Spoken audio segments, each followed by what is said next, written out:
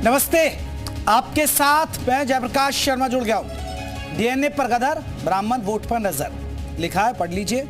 आज यही मुद्दा है deputy CM Brajesh Pathak versus Akhilesh Yadav के बीच का मुद्दा है, समाजवादी पार्टी वर्सेस बीजेपी का, और यह है ब्राह्मण वोट का। कैसे? आज यही बात होगी। डिप्टी सीएम ब्रजेश पाठक और समाजवादी पार्टी के बीच शुरू हुआ डीएनए पर विवाद अब ब्राह्मण राजनीति की ओर बढ़ता दिख रहा है। दरअसल लखनऊ में बीजेपी दफ्तर के आगे एक होर्डिंग लगी है जिसमें ब्रजेश पाठक को ब्राह्मण समाज का नेता बताया है। साथ ही होर्डिंग में अखिलेश यादव की फोटो भी लगाई गई है। होर्डिंग में अखिलेश यादव के विरोध में लिखा गया है कि अखिलेश को दूर भगाना है, ब्राह्मणों का सम्मान बचाना है। यानी 16 मई को जो डीएनए पर दंगल शुरू हुआ था वो ब्राह्मण राजनीति पर शिफ्ट हो रहा है। तो आज इसी मुद्दे पर हम चर्चा करेंगे, लेकिन पहले रिपोर्ट आप देखिएगा। डीएनए को लेकर समाजवादी पार्टी और डिप्टी सीएम ब्रजेश पाठक के बीच चल रही जंग अब पोस्टर वार में तब्दील हो गई है। लखनऊ में कई जगहों पर ब्रजेश पाठक को लेकर पोस्टर लगाया गया है। इस वक्त मैं मौजूद हूं भारतीय जनता पार्टी कार्यालय के सामने, जहां पर देखिए तो ये एक पोस्टर लगाया गया है। युवा मोर्चा के जो कार्यकर्ता है उनके द्वारा ये पोस्टर लगाया गया है। आपको बताऊं तो पोस्टर पर साफ तौर पर लिखा है कि अखिलेश को दूर भगाना है, ब्राह्मणों का सम्मान बचाना है। ब्राह्मण ब्रजेश पाठक जी के सम्मान में युवा मोर्चा मैदान में। अखिलेश जी, बहुत हो चुकी मक्कारी, बहुत हो चुका ब्राह्मण विरोधी खेल, समझा दो अपने ब्राह्मण विरोधी एजेंटों को, वरना खुल जाएगा पूरा जातिवाद का खेल। ये पोस्टर महामंत्री भारतीय जनता पार्टी युवा मोर्चा अमित त्रिपाठी के तरफ से लगाया गया है। यानी कि अब साफ है कि जो समाजवादी पार्टी और ब्रजेश पाठक के बीच लड़ाई चल रही थी वो अब ब्राह्मण पॉलिटिक्स की तरफ पूरी तरह से मुड़ चुकी है। कैमरा पर्सन समीर के साथ तुषार श्रीवास्तव, जी मीडिया, लखनऊ। तो चलिए इसी पर बात करेंगे। हमारे साथ कई खास मेहमान आएंगे, जल्दी से अपनी मेहमानों का परिचय करा दें। शरद त्रिवेदी रहेंगे बीजेपी की तरफ से, शरद जी बहुत बहुत स्वागत है। कपिल श्रीवास्तव रहेंगे समाजवादी पार्टी की तरफ से, कपिल जी आपका बहुत बहुत स्वागत है। परमवीर सिंह राजनीतिक विश्लेषक, वो भी हमारे साथ जुड़ गए। कपिल जी, चर्चा की शुरुआत आपसे कर रहे हैं। अखिलेश को भगाना, ब्राह्मणों का सम्मान बचाना है, सही है? देखिए, सबसे बड़ी बात यह है कि हमारे यहाँ एक इंग्लिश की कहावत कही गई है कि attack is the best defence. आप आक्रमण कीजिए, वही आपके लिए सबसे बड़ा बचाव है। क्योंकि वाकई अगर ब्राह्मण विरोधी चेहरे कहीं उपस्थित हैं तो वो तो भारतीय जनता पार्टी की पार्टी है। और उत्तर प्रदेश में विशेषकर उत्तर प्रदेश के जो मुखिया है हमारे माननीय मुख्यमंत्री जी, वो तो धुर जाति के का साथ निभाने वाले हैं। और वो ये देखते भी हैं। कपिल जी, अब आपने देखा कितनी व्यक्तिगत टिप्पणी की गई डिप्टी सीएम ब्रजेश पाठक पर। अब ब्राह्मण चेहरा तो है ही, समाजवादी इससे पहले बीएसपी में भी बड़े ब्राह्मण चेहरा के तौर पर देखा जाता, अब बीजेपी में आ गए तो अब यहाँ ब्राह्मण चेहरा है। तो अब तो ये तो सवाल तो उठेगा कि क्या ब्राह्मणों का अपमान किया जा रहा है?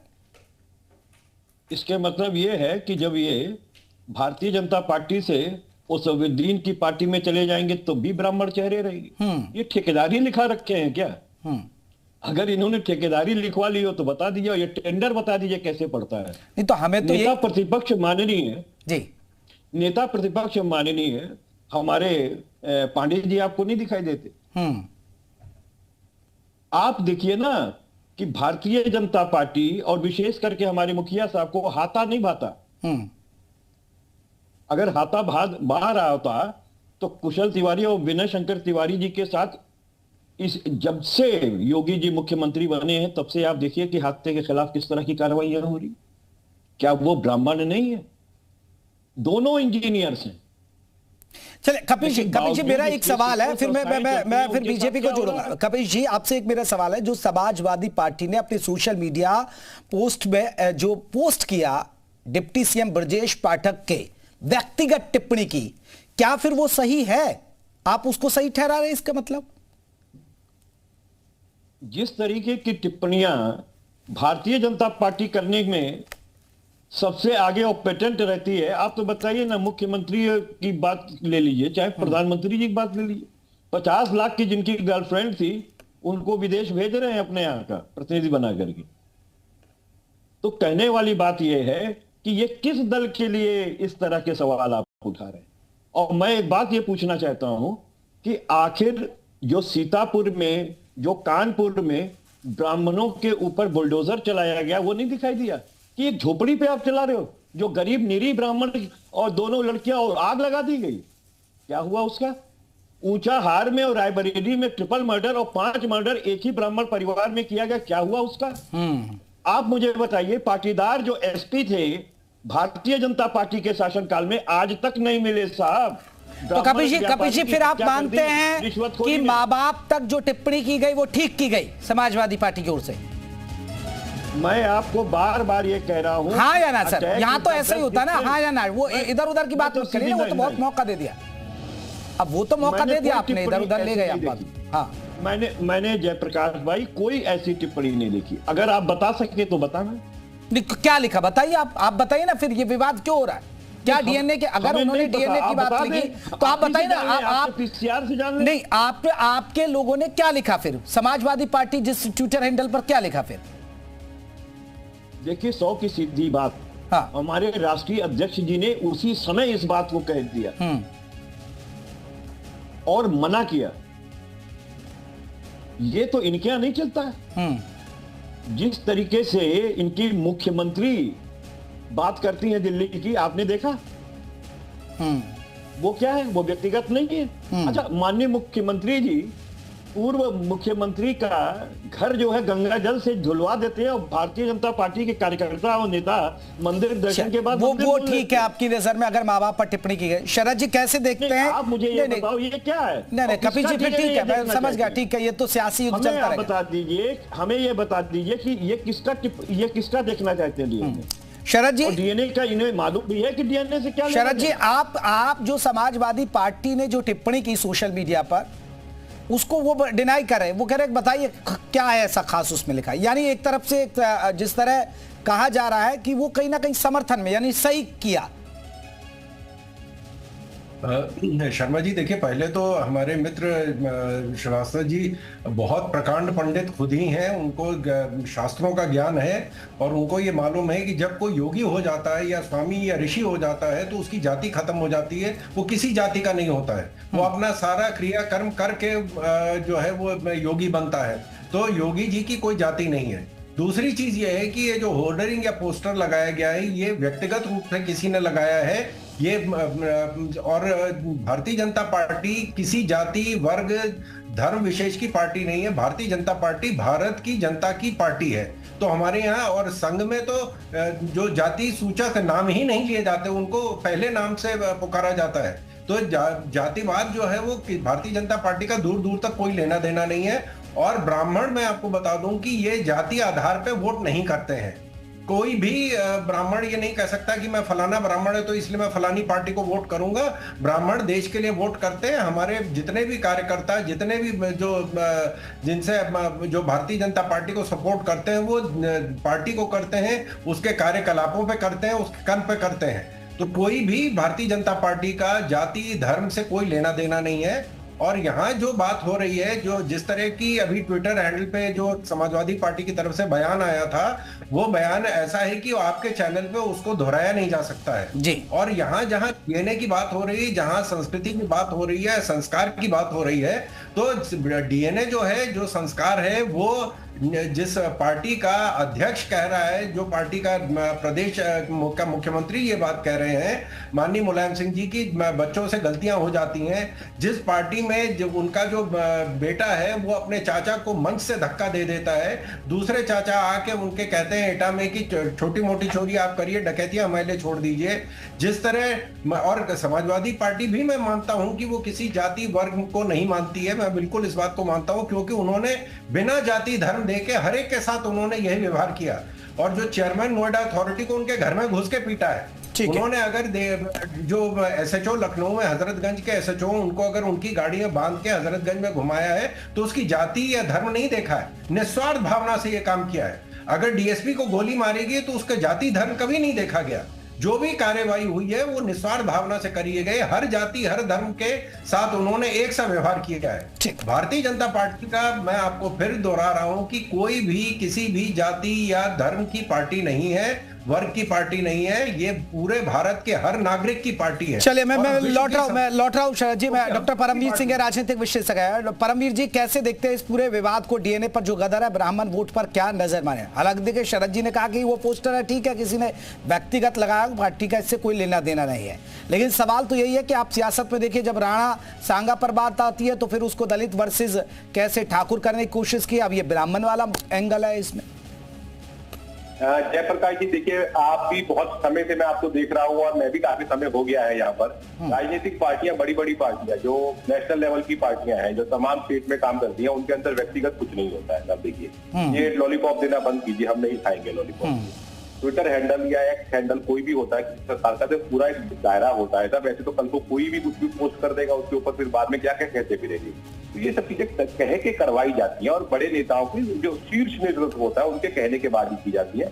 अदरवाइज छोटे कार्यकर्ता की इतनी हिम्मत भी नहीं हो सकती है कि वो ट्विटर हैंडल को वैसे ही हिलाकर देख लेगी। और तमाम पार्टियों की, चाहे बीजेपी रही हो, कांग्रेस की भी हमने देखा था जब चुनाव चला था लोकसभा का, तो कंगना रनावत के बारे में कुछ कर दिया था, तब भी यही लॉलीपॉप दी गई थी लोगों को कि पता करेंगे किसने कहा था। या आज बीजेपी दफ्तर के बाहर अगर एक पोस्टर लगता है तो आपको क्या लगता है कि ये शीर्ष नेताओं को पता नहीं होगा? पता होगा, उनसे परमिशन के बाद लगता है। एक मैं लाइनें वैसे ही दिख रहा था मैं कि जाति का है शोर, चुनाव नजदीक है, वादों की भरमार हर और संगीत है। तो ये जाति जाति जो अभी शुरू हुआ है, ये देखिए कुछ दिनों के लिए धूमिल पड़ गया था, लेकिन अब आएगा। और इसकी शुरुआत कहां से हुई थी? मैं इसका पूरे का पूरा श्रेय देता हूं समाजवादी पार्टी को। पीडीए का नारा दिया गया, पीडीए के नारे ने अच्छे अपने रिजल्ट दिए, अच्छा उसके ऊपर लोकसभा का चुनाव जब 2024 में रिजल्ट देखा, काम करा। अब देखिए एक कहानी पुराने समय से होती है कि किसी को हीरो बनाना है ना, तो उसके सामने किसी विलन को खड़ा करना पड़ेगा। आपको पीडीए, मैं पीडीए की सिर्फ जातियां जो अभी अदलती बदलती रहती हैं, कभी पिछड़ा बन जाता है, कभी दलित अल्पसंख्यक है, कभी आदिवासी या कहते रहते हैं। अगर पीडीए को हीरो बनाना है तो आपको एक विलन चाहिए। विलन के रूप में भारत की राजनीति की एक दुर्भाग्य रहा था कि हमेशा, यहाँ पर मैं ब्लंटली बोलूंगा, चाहे मेरे ब्राह्मण भाइयों को बुरा भी लग जाए, ब्राह्मण को आप कल्प्रिट बनाइए, तब आप दिखाते हैं कि ये दूसरे आदमी को उठाने की कोशिश की जाए। आपने सदा से ऐसी गलत नैरेटिव पेश किया कि ब्राह्मण ने तो हर एक आदमी का यहाँ पर शोषण किया, अपमान किया जिस तरीके से। तो अब आपको इस नैरेटिव को और धार देनी है तो आपको ब्राह्मण को विलन बनाना पड़ेगा। ऐसे कैसे बनाएंगे? एक कोई नेता खोजिए, जो पार्टी सत्ता में होते उसका नेता खोजा जाता है। आप शर्तिया बात थी, अगर डिप्टी सीएम ब्रजेश पाठक जी ब्राह्मण ना होते तो उनके लिए ऐसी कोई बात कही ही ना जाती। और अगर हमारे अभी अखिलेश जी के पुराने वीडियोज है, रिकॉर्ड के ऊपर है सारे वो नहीं, तो परमवीर जी ठीक है ना, परमवीर जी फिर ठीक है ना भाई, ये भी तो वही करते हैं। ये भी आपने राणा सांगा विवाद देखा, उसको किस तरह दलित वर्सेस ठाकुर करने की कोशिश की। तो बीजेपी को भी तो चाहिए ना वोट, यहाँ तो कास्ट तो खेलेगी बीजेपी भी, वो ठीक है, वो पेशक के ना करें। देखिए सर, अगर क्रिया की प्रतिक्रिया जरूर होगी। अगर राणा सांगा के ऊपर जो बयान दिलवाया गया था वो अपने एमपी की जाति देखकर बुलवाया गया था। अगर कहना होता किसी और से कहते थे, 5 एमपी को ज्यादा परिवार से है, वो देते राणा सांगा के ऊपर बयान, पार्टी का शीर्ष नेतृत्व देता। तो ये करा जा रहा है, 27 की बिसात बिछाई जा रही है बिहार से। एक तरफ से चाल चलती है तो दूसरी तरफ की चाल की काट बनाई जाती है, कोशिश चल रही है। देखिए बीजेपी ने क्या करा, बीजेपी ने उसको पहले वो थोड़े दिन व्यक्तिगत रहा कि ब्रजेश पाठक जी का चल रहा है व्यक्तिगत, लेकिन अब पूरे ब्राह्मण समाज का चेहरा बना के उनको पोर्ट्रे कर दिया गया। चुनाव के नजदीक है तो ये समझ में आती है चीजें, ये उसकी बिसात बनाएंगे, शतरंज की चालें चली जा रही है, कभी प्यादा आगे बढ़ाया जा रहा है, कभी घोड़ा आगे बढ़ाया जा रहा है, तो उस काम से चल रहा है। लेकिन जनता देखिए, आज 2025 के बीच में हम समझते हैं ये 1980-90 का भारत नहीं है जब बिल्कुल बिल्कुल। तो देखिए आपने एक सही बात कही, क्योंकि अब चुनाव की आहट और सुगबुगाहट है और ये ऐसा हो रहा है। रतिभान त्रिपाठी साहब, आप कैसे देखते हैं इस पूरे घटनाक्रम को? डीएनए फिर ब्राह्मण वोट, ये क्या इशारा है? ये देखिए जैसे चुनाव आएगा, नजदीक आता जाएगा, ये इस तरह के जातीय हमले, कभी सांप्रदायिक हमले व्यक्तिगत रूप से किए जाएंगे, ये तो सत्य है, इसमें कोई दो राय नहीं है। मुझे लगता है जो केशव इन पर ब्रजेश पाठक पर जो टिप्पणी की गई है, ये समाजवादी पार्टी ने कोई पहली बार टिप्पणी ऐसे नहीं की है, ये लगातार इससे पहले करणी सेना को लेकर कहते रहे। अभी पिछले महीने अखिलेश यादव जी इलाहाबाद के प्रयागराज गए थे, वहाँ उन्होंने एक थानेदारों की सूची जारी की, कहा सिंह भाई, यानी उनका इशारा ठाकुरों की ओर था। तो राणा सांगा को लेकर टिप्पणी हुई ही थी। तो ये विवाद तो चलेगा, ये चुनाव को लेकर है, लेकिन जनता को पता है कि इसका क्या असर और कैसे कैसे इसके रिपरकशन होने हैं। ये व्यक्तिगत टिप्पणी, जैसा कि भारतीय जनता पार्टी के प्रवक्ता भी कह रहे थे कि नहीं, हमें भारतीय जनता पार्टी जाति की बात नहीं करती, वर्ग की बात नहीं करती, उसकी बात नहीं करती। सब करते हैं, घुमा फिरा कर करते हैं, क्योंकि राजनीति में सबको रहना है। लेकिन मुझे लगता है कि ये टिप्पणी व्यक्तिगत रूप से जो की गई है, ये बहुत घटिया दर्जे की टिप्पणी है। अगर घटिया दर्जे की नहीं होती तो समाजवादी पार्टी उस ट्वीट को उसको गायब नहीं करती, उसको हटाती नहीं वहाँ से, और उसके लिए माफ़ी नहीं मांगती या उसके लिए तमाम तरह की बातें नहीं बनाती। टिप्पणी गलत हुई है, इसमें कोई दो राय नहीं। अब इसको कैसे भरपाई होगी या इसका कैसे इसकी प्रक्रिया होगी, ये अलग विषय है। ये इस प्रक्रिया के स्वरूप में जैसा कि देखा गया कि पोस्टर आ गया है, वो पोस्टर लगा दिया गया है, और कुछ लोगों ने कहा कि नहीं ये गलत है, हम ऐसा करेंगे वैसा करेंगे। लेकिन रतिमान जी, ये लड़ाई आप नहीं देख रहे हैं कि 2027, क्योंकि बहुत सारी ऐसी सीटें जहां ब्राह्मण वोट निर्णायक भूमिका में है, और करीब 15% के आसपास माना जाता है कि ब्राह्मण वोट यूपी के अंदर है, और कई सीटों पर एक असर डालता है, पूर्वांचल में तो बहुत ज्यादा असर डालता है। तो ये वो भी एक रणनीति का हिस्सा है कहीं ना कहीं। देखिए, जो ब्रजेश पाठक जी हैं, वो जिस कोटे से, जिस नाते से उनका कद बढ़ा है, वो ब्राह्मण वोटर ही है, इसमें दो राय नहीं है। ब्राह्मणों की वजह से ही उन्हें उप मुख्यमंत्री का पद दिया गया है। यद्यपि वो लोकसभा के सदस्य रहे, राज्यसभा के सदस्य रहे, पहले भी मिनिस्टर रह चुके, न्याय मंत्री रहे, और इसमें डिप्टी सीएम हैं, तो वो महत्वपूर्ण नेता लंबे समय से उनका राजनीतिक संघर्ष रहा है। वो कोई आज के बने हुए नेता नहीं। ये अलग बात है कि हर नेता अपनी अपनी पार्टियां बदलता है, समय समय पर बदलाव करता है, लेकिन मुझे जहां तक ये है कि इस पर अभी जो विवाद चला है, इसका कुछ ना कुछ असर तो ब्राह्मण मतदाताओं पर पड़ेगा, और समाजवादी पार्टी को इसका नुकसान भी हो सकता है। वैसे समाजवादी पार्टी चाहती है कि वो ब्राह्मणों को अपने पाले में ले आए। उसने परशुराम के नाम से यात्राएं निकाली, परशुराम के नाम से मूर्तियां लगवाई, और परशुराम के नाम से कार्यक्रम किए, परशुराम जयंती के पर उन्होंने छुट्टी भी डिक्लेयर की थी। ये तमाम काम किए थे, बावजूद इसके ब्राह्मणों ने उनको वोट नहीं दिया। अगर दिया भी तो व्यक्तिगत सरोकारों के नाते, व्यक्तिगत संबंधों के नाते भले दिया हो, बल्कि ब्राह्मणों ने उन्हें बल्क में वोट नहीं दिया। समाजवादी पार्टी के साथ बहुत कम ऐसा अवसर रहा जब उन्होंने ब्राह्मणों ने बहुत बल्क वोट दिया हो, वो भी तब जब मुलायम सिंह यादव का नेतृत्व रहा है, बाद में अखिलेश यादव का नेतृत्व रहा। हाँ, ब्राह्मणों ने बहुजन समाज पार्टी को वोट जरूर बल्क में दिया है, और अब भारतीय जनता पार्टी को बल्क में वोट। चलिए, मैं आता हूं सर लौट के कपिल श्रीवास्तव जी। कपिल श्रीवास्तव जी भाजपा के साथ ही है, जिसका कुछ ना कुछ असर तो पड़ेगा। बिल्कुल, और असर पड़ेगा। कपिल जी, असर तो पड़ेगा। ब्राह्मण वोट नाराज तो होगा अगर किसी माता पिता पर, और वो भी डिप्टी सीएम, अगर आप टिप्पणी करते हैं, आपकी पार्टी टिप्पणी करती है, तो ये तो असर करता है सर। देखिए, मैं पहली बात तो ये बता दूं, मैंने सबको सुन लिया, बहुत ध्यान से सुन लिया। जहां तक वोटों का प्रश्न है कि क्या पड़ेगा और क्या नहीं पड़ेगा, ये चुनावों में दिखाई देगा, क्योंकि हम लोग विकास परक राजनीति को बल दे रहे हैं। अभी एक हमारे मित्र ने कहा कि सबसे पहले तो समाजवादी पार्टी जाति की राजनीति कर रही। अरे महाराज, पीडीए का मतलब जाति की राजनीति है क्या? ये वर्ग की राजनीति है।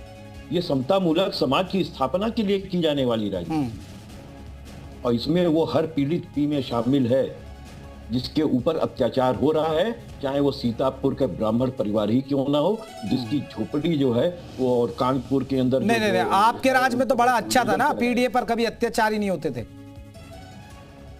नहीं, आप हमें बताओ, पूर्वांचल के टॉप ब्राह्मण जो हमारे नेता है, वो तो सब समाजवादी पार्टी के, और उनको योगी जी हराने का काम करते हैं, जबरन हरा देते हैं। कुशल तिवारी डुमरियागंज से आपके सामने नतीजे हैं। और मैं आपको बार बार कह रहा हूं, नेता प्रतिपक्ष माता प्रसाद पांडे समाजवादी पार्टी में कद्दावर नेता है, आवाज से नहीं है। अरे तो फिर भाई यही तो बात है ना, फिर भी आप ब्राह्मणों का सम्मान नहीं करें ना कपिल जी।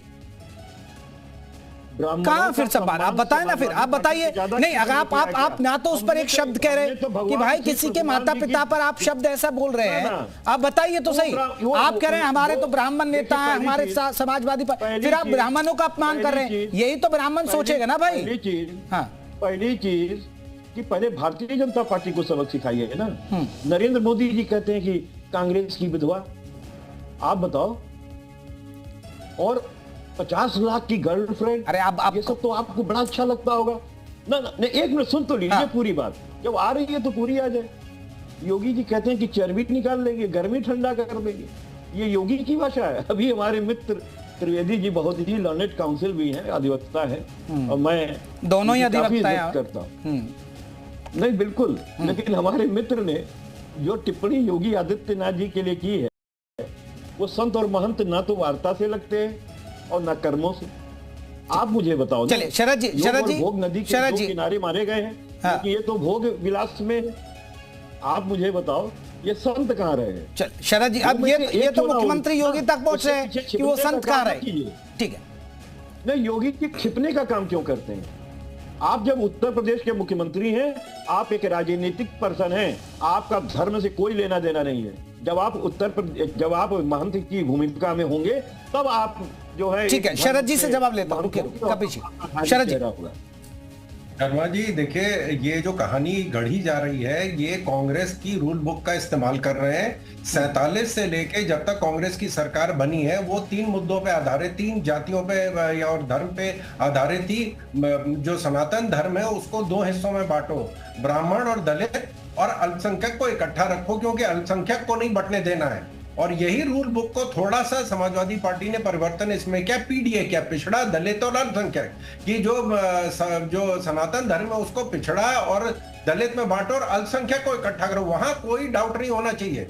यहाँ पे जो हमारे आदिवासी हैं उनका कहीं नामो निशान नहीं है, पीडीए में सवर्ण का कहीं नामो निशान नहीं है, पिछड़ा, दलित और अल्पसंख्यक। हमने कोई भी इस तरह की टीका टिप्पणी नहीं करी है कि हम किसी जाति या वर्ग या धर्म विशेष की राजनीति करते हैं। हमारी पार्टी में सब है और 20 करोड़ पार्टी में किसी पार्टी का, किसी जाति या किसी धर्म से हमारा कोई लेना देना नहीं है। लेकिन यहाँ पे सिर्फ ये एक मुद्दा है कि किसी तरह सनातन धर्म को बांटो और सवर्ण और जो अल्पसंख्यक है उसको इकट्ठा रखो। इससे इनकी कहानी 3 बार जो है कोalition में चली, एक बार इन्होंने अपने बूते में सरकार बना ली, ये कहानी खत्म हो चुकी है। तो ये अब जो ये आखिरी सांसें जो हमारा जो तथाकथित सेकुलर सिस्टम है वो आखिरी सांसें ले रहा है। आप देखें कि अभी जो इंटरनेशनल उसके लिए जो 52 लोगों को सेलेक्ट किया गया है विदेश में जाके हमारे भारत की बात को रखने के लिए, उसमें समाजवादी पार्टी का कोई नहीं गया है, क्योंकि इनको मालूम है कि अगर हमारा एक व्यक्ति चला गया भारत के बारे में या भारत का मत वहां रखने के लिए, तो यहाँ तो हमारा सेकुलरिज्म तो बिल्कुल ही तहखाने में चला जाएगा। तो ये चलिए कपिल जी जवाब दे रहे, कपिल जी जल्दी से। देखिए समाजवादी पार्टी पे जो ये निराधार आरोप लगा रहे हैं, उसमें सबसे बड़ी बात क्या है? जब आप जो है देश की अगुवाई करने जा रहे हैं, आतंकवाद के खिलाफ हमारे साथ क्या हुआ है, हमने क्यों एक्शंस और क्या एक्शंस लिए हैं, बिना सर्वदलीय बैठक किए, बिना जानकारी के, बिना विशेष सत्र के आप अगर किसी को भेज रहे हैं तो क्या आप टूरिज्म के लिए भेज रहे हैं कि वास्तव में समझाने के लिए भेज रहे हैं? अभी तो आपने अपने विपक्ष के लोगों को समझाया ही नहीं, ना आपने सर्वदलीय बैठक की, ना प्राइम मिनिस्टर ने उसकी जो है अध्यक्षता की, और ना ही विशेष सत्र लाए। कान में आके क्या बताया आपने? और आप एक बात बताइए, भारत की 3रे नंबर की समाजवादी पार्टी है, बावजूद उसको कोई नेतृत्व, किसी भी 7 जो दल जा रहे हैं उसमें किसी का नेतृत्व नहीं के लायक थी। आप शिंदे जी के पुत्र को किस वजह से दिए? उनकी क्वालिटी बता दीजिए कि आखिर उनको क्यों दिया? शिंदे जी के पुत्र में क्या ऐसी क्वालिटी थी कि उनको देना जरूरी था? अरे सर, अभी उसी पर बात करते हैं। वो बात का मतलब, अभी हमारा मकसद है कि क्या किसी के डीएनए पर ऐसे बोलना चाहिए, क्या ये भाषा गलत नहीं है, और क्या फिर बीजेपी का जो पोस्टर लगाकर ब्राह्मण वोटों को अपने पाले में लाना चाहती है? जिनको योगी जी की खुद भाषा आप देख लीजिए, जिनको ये संत और महंत बता रहे हैं कि जातियों से परे हैं, आप जो है एक पिछले नेता के घर खाली कर देने पे आप बाकायदा, वो भी मुख्यमंत्री, आप उसको गंगा जल से धुला रहे हैं। और ये भारतीय जनता पार्टी डीएनए की बात करती है। सारी डीएनए तो यही निकालते हैं, हर पार्टी से लेकर के हर व्यक्ति तक डीएनए इन्हीं का पेटेंसी है। और मैं बार बार कह रहा हूं बावजूद इसके कि ये नहीं होना चाहिए, और अगर हुआ और हमने मिटाया और क्षमा भी मांगी तो उसका मतलब था क्षमा जो है हमेशा बड़ा ही मांग सकता है, छोटा नहीं मांगता। तो आप कहां, कपिल जी अगर ये डीएनए इन्होंने विवाद शुरू किया तो आप कहां पीछे हट रहे? आप तो व्यक्तिगत टिप्पणी करने से पीछे नहीं हट रहे। अच्छा, आप ये बताइए कि जो व्यक्तिगत नहीं था क्या? हाँ। किसी का गंगा जल से घर जुड़ा लेना, वो क्षत्रिय समाज के हैं महंत जी, इसलिए वो धुलवाएंगे। शरद जी जवाब। यादव समाज के थे। ठीक है, आप मुझे बताइए। और अभी आप देखा होंगे कन्नौज में मंदिर दर्शन के बाद इनके नेताओं ने जाकर के मंदिर धुला है। क्या बात करते हैं? इसीलिए कहते हैं कि समतामूलक समाज के लिए आवश्यकता है। आपसे पहले पीडीए में वो ए भी है जो खुद तगड़ा सनातन है, धर्म को और मानते हैं। पीडीए में वो पीढ़ी तगड़ा भी है। ठीक है शरद जी। शर्मा जी, मैंने पहले ही कहा कि कबीर भाई खुद सनातन धर्म के अनुयायी हैं, सनातन धर्म को मानते हैं, उनका तो नाम ही कपीश है। तो लेकिन जहां पे मेरे पिताजी तो खुद सरकारी अफसर थे, वो हमारे तो 2 साल बाद ट्रांसफर हो जाता था। जिस नए घर में जाते तो उसको हम गंगा जल से धोते थे। हम अपने दफ्तर जाते वहां गंगा जल से हम छिड़कते, अपने चैम्बर जाते वहां पे हम गंगा जल छिड़कते। इसमें कौन सी बुराई है? ये तो हर सनातन व्यक्ति जहां तक बुद्धि होती है वहां गंगा जल कन्नौज में जो भारतीय जनता पार्टी के नेता और कार्यकर्ताओं ने माननीय अखिलेश यादव जी के दर्शन करने के बाद धुला, उसके लिए क्या कर रहे हैं? नहीं किया जा रहा है। क्या कर रहा है? आप जहां जाएंगे वहां पे हम लोग नहीं करना चाहिए। अगरबत्ती जलाते हैं, हमेशा वहां पूजा शुद्धिकरण के लिए डाला जाता है। गंगा जल छिड़कते हैं। यादव जी का वो मकान मुख्यमंत्री का मकान था और आपने उसे धुला और साथ ही वो छोड़ दिए।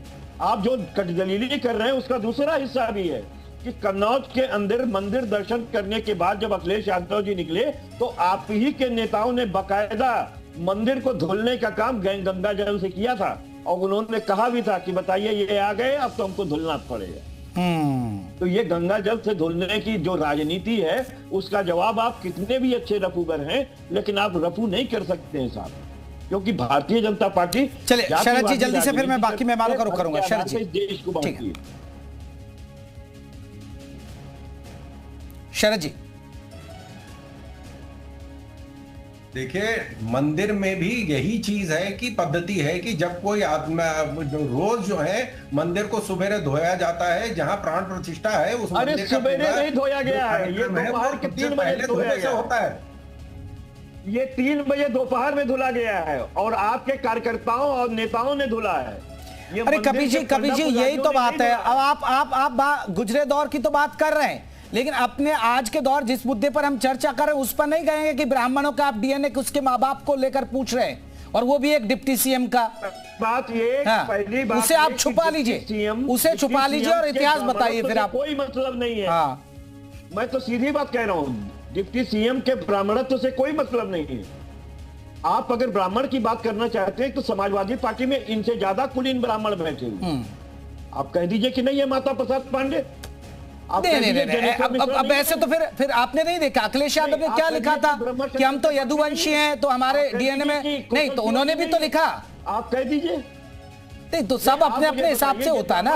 आपको नहीं दिखाई दे रहे हैं। चले मैं आखिरी कमेंट अब दिखा, आखिरी पड़ा पर परमवीर सिंह हमारे साथ। परमवीर जी, जिनको योगी जी कुचलने का काम कर रहे हैं वो आपको नहीं दिखाई दे रहे, वो बेचारे नहीं दिखाई दे रहे। ठीक है, अब वो तो सबको ही कुचल रहे हैं ना, उसमें तो अपराधी कोई भी हो, ब्राह्मण होगा तो ब्राह्मण है, मुस्लिम होगा तो मुस्लिम है। आप फिर आप उसमें कास्ट ढूंढिए। चले माननीय मुख्यमंत्री जी के बुलडोजर कार्रवाई पे उन्हें फटकार लगाई। चले परमवीर जी ये सियासत का फंडा है, जातियों को एकजुट करो, लामबंद करो और वोट पाओ, और ये 2027 है और कुछ नहीं, उसकी पटकथा लिखी जा रही है दोनों दल की तरफ से। बिल्कुल सही कह रहे हैं साहब। देखिए, अगर आप थोड़ा सा हिस्ट्री पढ़िए, देखिए हिस्ट्री और राजनीति अलग अलग चीजें होती हैं। जो खुद को यदुवंशी कहते हैं, यानी कि यदुवंशी कौन? भगवान कृष्ण के वंशज, और आज के समय में वो पिछड़े हुए हैं। ठीक है, और एक नेता है वो हजारों करोड़ का मालिक है, उसके पास कई करोड़ की तो गाड़ियां हैं, हेलीकॉप्टर जाने क्या क्या है, लेकिन वो पिछड़ा है फिर भी। और एक क्या नाम है, जो ब्राह्मण है अपना थोड़ा मोटा काम करके जीवन चला रहा है, वो क्या कहते हैं उसको कि वो शोषण करने वाला है। तो राजनीति ने इन चीजों को बना दिया। डॉक्टर बाबा साहब अम्बेडकर ने बहुत अच्छे से देखकर कहा था, उन्होंने बड़ी चीजों को स्पष्टता से देखा था। अगर उनके बताए हुए कानूनों के हिसाब से चला जाता तो आज समाज में समतापूर्णता या सोशलिस्ट योजनाओं की जरूरत ना पड़ती। अभी आगे चीज और देखिए, जो अशोक के सम्राट अशोक के वंशज है कुशवाहा, वो आज पिछड़े हैं। तो ये होड़ मची हुई है, ये पीडीए के नारा या ऐसा नारा दिया जाता है कि जो आदमी उच्च जाति का भी है ना, वो अपनी जाति को नीचे बता के दिखाने की कोशिश करता है। मैं यहाँ वेस्टर्न यूपी की बात कर रहा हूँ, जहाँ पर गाँव में जाट और गुजर चौधरी होता है, लेकिन वो लड़ रहा है कि मुझे पिछड़े डालिए आप। ये नेताओं के बनाए हुए समीकरण है। ये यहाँ पर इसी तरीके के खेल करे जाएंगे और 2027 की बहुत कोशिश करेंगे। इसके ऊपर बहुत राजनीति हो गया। मंडल कमीशन की रिपोर्टें जो थी वो कितने लागू करी, वो किसी सोशलिस्ट नेता ने लागू नहीं करी। करी थी, वो किसी तीसरे ने लागू नहीं करी थी, वो अगले ने लागू करी और जनता दल की पार्टी के समय लागू करी। उसके बाद किसने फायदा उठाया? अब यूपी में किसने उठाया, बिहार में किसने उठाया? तो राजनीतिक रोटियां हमेशा पिछड़ों के नाम पे सेकी जाती है, लेकिन वही ऐसी राजनीतिक लड़ाई एक होती है कि एक नेता सोशलिस्ट नेता वो हजारों करोड़ का हो जाता है, लेकिन वो आज तक पिछड़ा कहलाता है अपने आप को। उसके बाद हो जाता है पढ़ने के लिए, उसके बच्चे तमाम बड़े स्कूलों में पढ़ते हैं, लेकिन वो आगे वो बच्चे भी पिछड़े हो जाएंगे। ये है राजनीति। चलिए सर, देखिए अपने अपने तरीके से सब राजनीति करते हैं, और राजनीति क्योंकि अगर आप जातियों को गोलबंद कर लेंगे तो फिर आपके पास वोटर होगा, और इसलिए ये पूरी सियासत भी हो रही है। आप सभी मेहमानों का बहुत बहुत स्वागत। तो डीएनए पर गदर, ब्राह्मण वोट पर नजर, क्योंकि डिप्टी सीएम ब्रजेश पाठक ब्राह्मण है, तो अब उसी के डीएनए को लेकर यह विवाद हुआ और अब बवाल हो रहा है। तो यूपी मांगे, उत्तर में बस इतना ही।